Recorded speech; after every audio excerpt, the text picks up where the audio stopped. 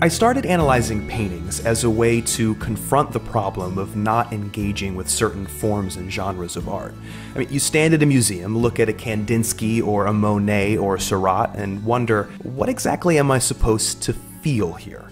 Certain paintings seem particularly stubborn, unwilling to move even an inch in your direction, leaving you with a massive void to fill with unanchored interpretation. But what about paintings that do the opposite? René Magritte's The Treachery of Images moves more than an inch in the direction of the viewer. It goes all the way. The painting speaks in a language that we can understand, which is to say, language itself. Ceci n'est pas une pipe. This is not a pipe. The painting actually says something. It engages. It talks. So what's it trying to say? First, let's talk for a moment about René Magritte, one of the most famous and lasting of the surrealist artists. A man who never really thought of himself as a painter, more a thinker that used images to express himself.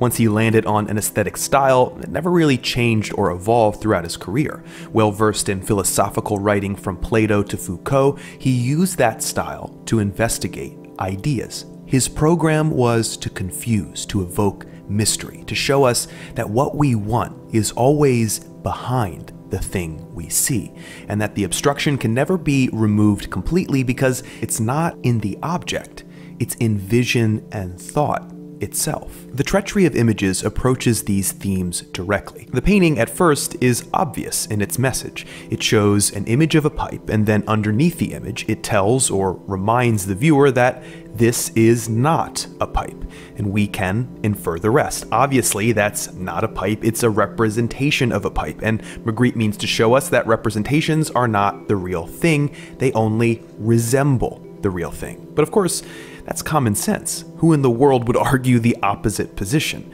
But a curious question comes out of this. If someone showed you this image and asked you what it was, what would you say? Probably you'd say, it's an apple, right? Or what about this image? It's a man. Or this is a train. This is a house. This is a dog. This is a hand. This is a pipe.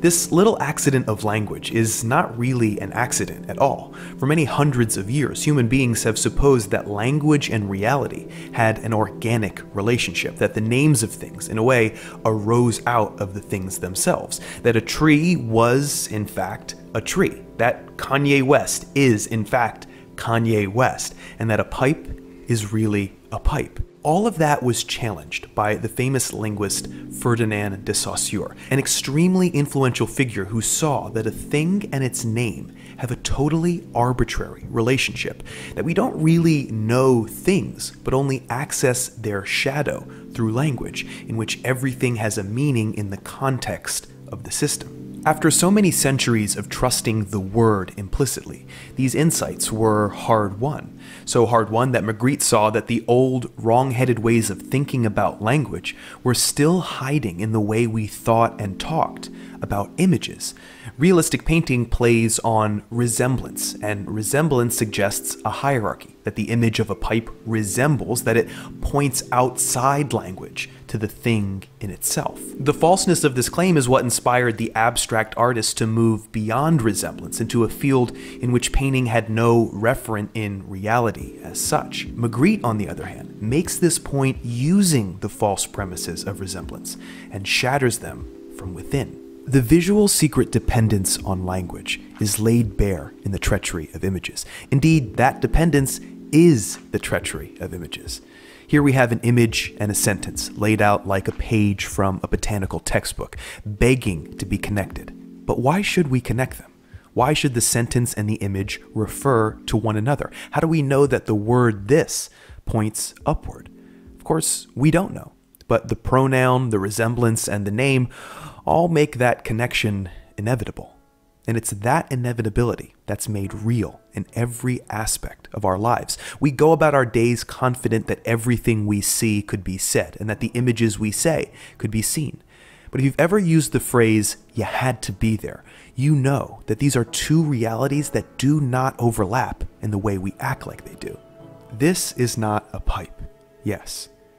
But this is not a pipe either. And if this is not a pipe, then the sentence scrawled in its cute schoolboy cursive is actually a contradiction that pulls the whole painting apart at the seams and makes it utter nonsense. I don't know if Maghriet laughed about that, but I hope he did. Because what's more forceful, not moving an inch in the direction of the viewer, or moving a question all the way into the center of the viewer's mind, that on the slightest prodding and examination implodes?